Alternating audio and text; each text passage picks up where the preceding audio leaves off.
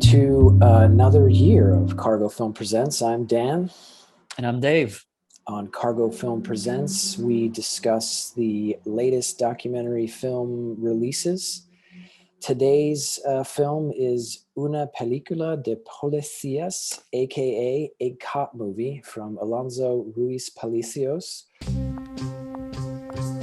Y sí, actuamos los policías. O podemos actuar con un perfil fuerte,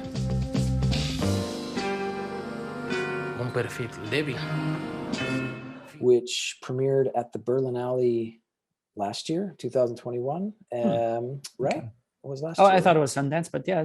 Okay, but that's fine. Yeah. No, go ahead, please. Sorry. We'll fact check. Yeah. And the film employs both fictional and documentary techniques to explore police corruption and the hardships of beat cops in Mexico City. So, Dave, a cop movie, what'd you think? Well, you let the cat out of the bag. Sorry. Already. You know, I was going to say that probably we should tell folks that there are going to be some spoilers here.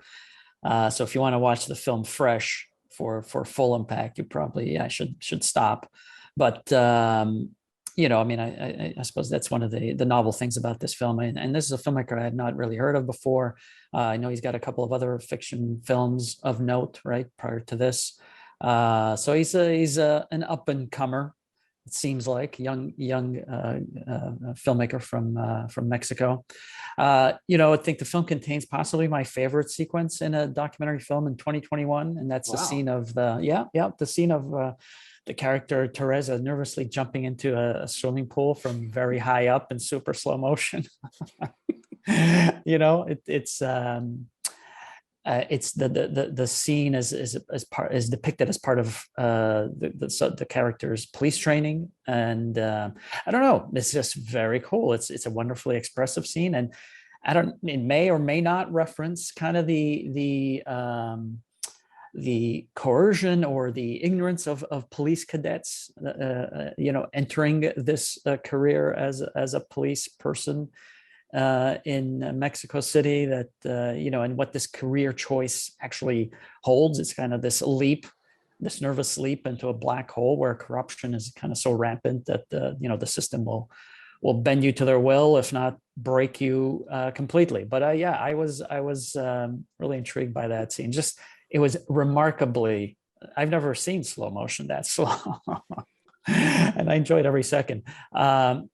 I suppose, you know, one of the things I wanted to bring up about this film, which you touched upon, was the kind of the way some people are describing the film, whether it's kind of a docu-fiction or is it a fake documentary. I read that someplace, which didn't make any sense. Is it a documentary with fictional elements, you know, or is it a fiction with documentary elements? I mean, I guess you could play it safe and just call it a hybrid documentary. You know, in my eyes, I feel like it's mostly a documentary with some fictional elements, mainly because the you know, the actors representing real people using, you know, script that these real people actually, you know, voiced and recorded. And you know, while there might be some action sequences in there and other sequences that are kind of reimagined by the filmmakers, I feel like, you know, not unlike another film from 2021, Flea, which is an animated documentary, which essentially uses real people's words and just animates the entire film,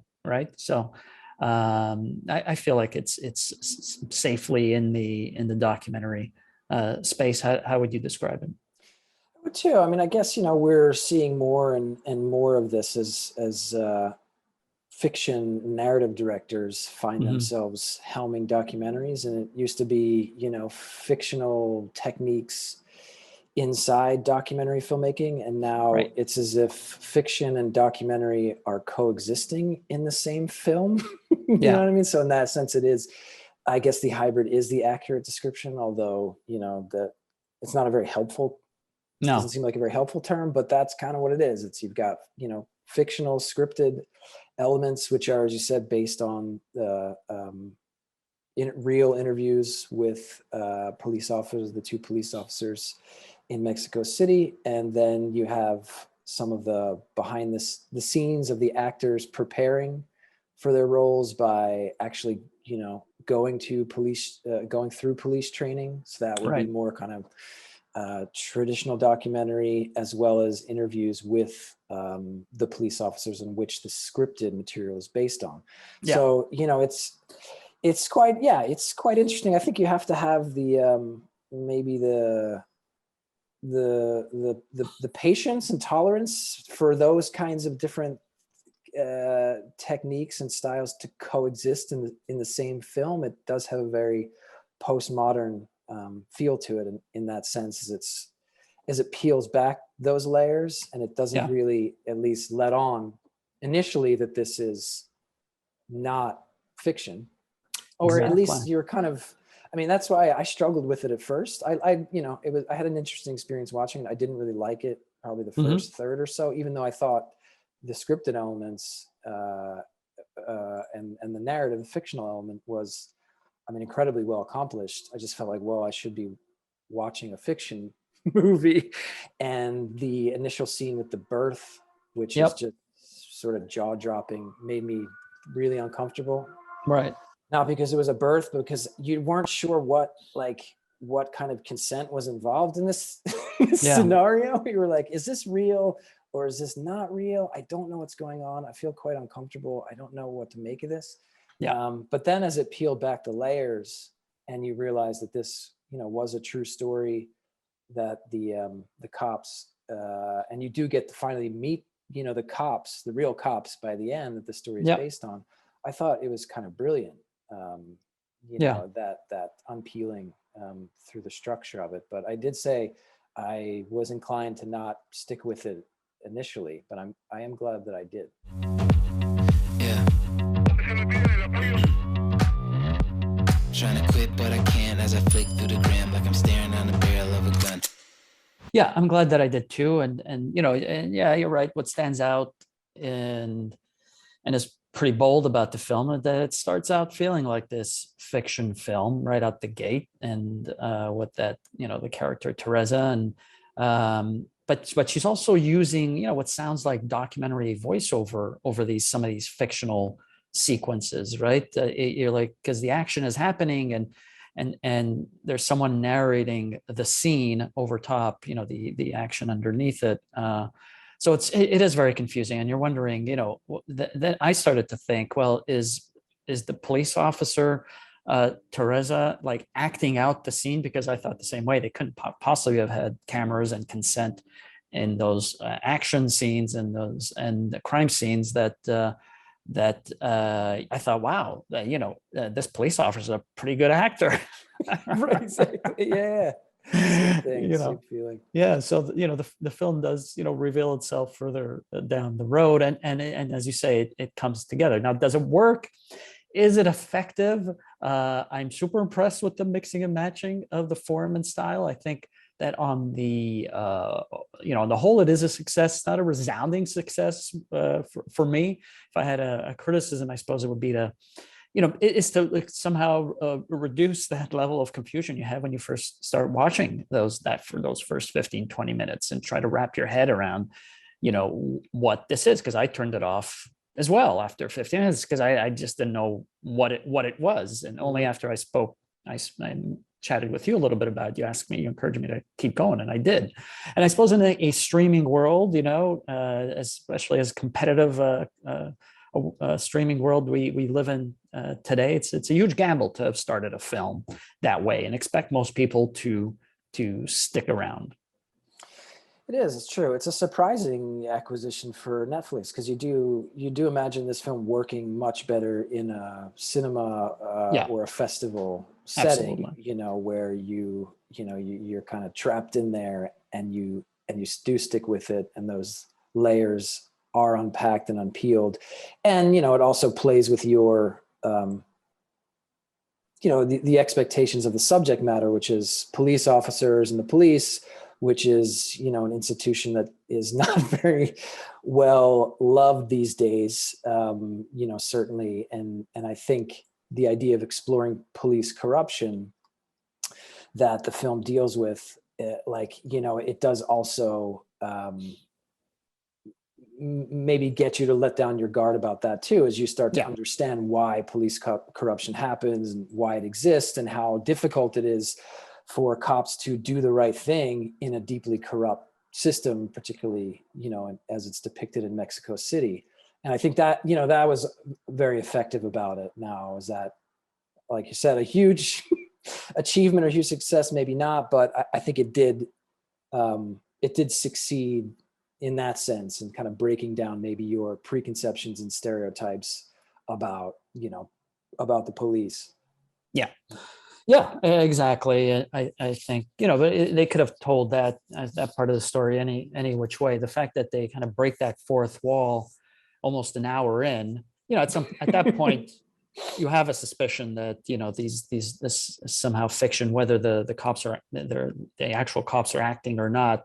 And I know I've read in some places it doesn't work for some people, when you see the subjects as actors. Personally, I did like it. You meet the characters who are playing this. The actors are playing Teresa and Montoya, and they kind of reveal some of their personal feelings about the police and their training. Yeah, me too.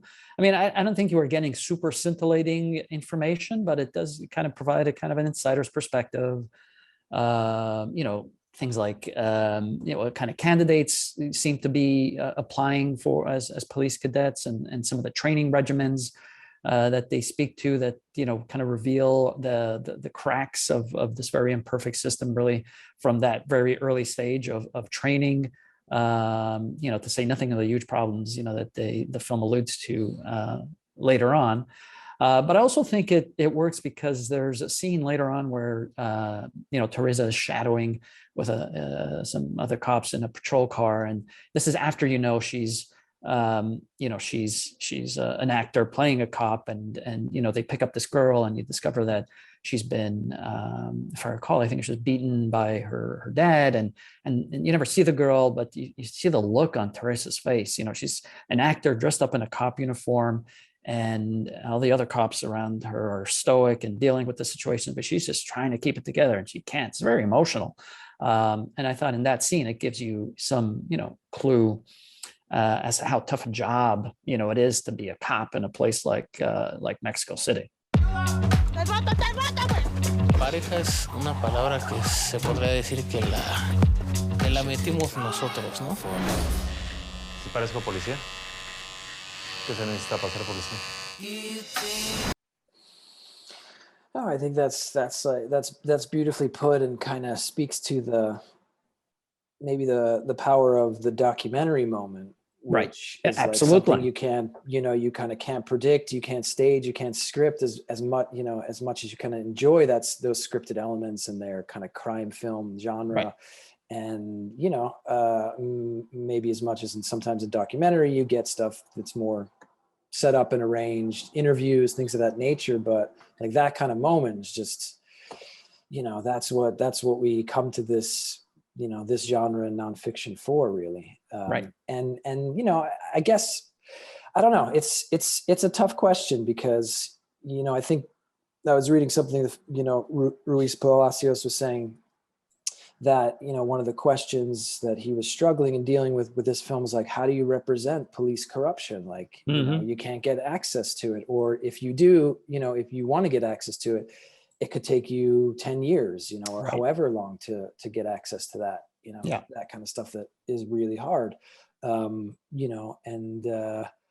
so do you take real stories and fictionalize them, or turn them into narratives? And so the film does, I think it creates, it has some really imaginative, interesting solutions to that question, and then some drawbacks as well to the way it handles it. So it's by no means a perfect film, but I do think if you are interested in looking at some work that expands the genre or tries to play with it in these hybrid ways, then it's worth a look. Yeah, indeed. I think it's a super noble effort to try to depict it. I mean, they're ultimately saying that, that corruption is so rampant and the higher echelons that, being a good cop just gets you absolutely nowhere, echoing Serpico and all the, a whole bunch of other films, right, in this genre. So if you're trying to be a good cop, and you're trying to do the right thing, ultimately the system breaks you down, or either to conform or casts you out, which is, what happens to the real cops story in this film. So it does humanize the cops as well, and while at the same time showing you the insurmountable challenges of doing your job, or doing this job in an ethical way. Yeah, I guess put that on the list of things you don't want to do in life. Be a cop in Mexico City. It does not sound like an easy road.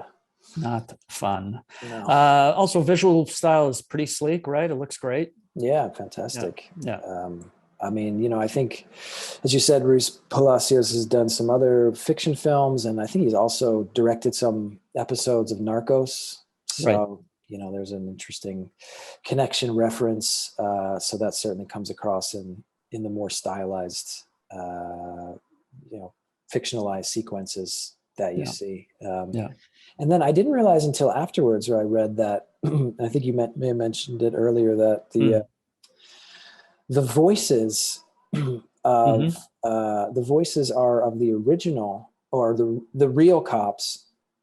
They're not the voices of the actors. So in the kind of scripted sequence. Are you sure about that? Because I don't know. They spent some. There was some footage. I didn't mention that earlier, but there was some footage of the actors rehearsing their lines, and they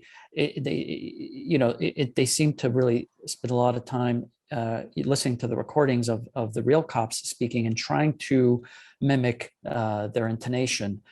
So it led me to believe that the narration that was being heard was the actors speaking. But then again, maybe maybe not. And I read that, and I was like, that's not the impression I had. But I was like, it's even kind of more interesting if they were able to pull that off.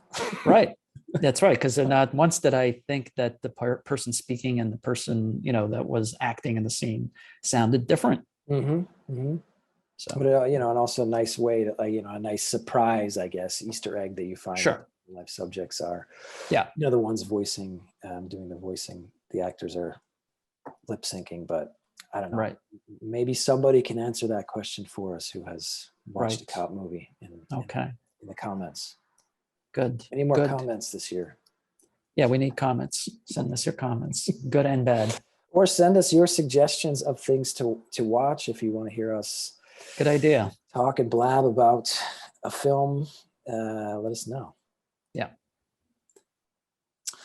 Alrighty, so that is A Cop Movie. You can stream it on Netflix, and that's us. Yeah, listen, and it's not like we say this every day, but good on Netflix for getting this film out on their service. Absolutely. Alrighty, well, we'll see you next time. See ya.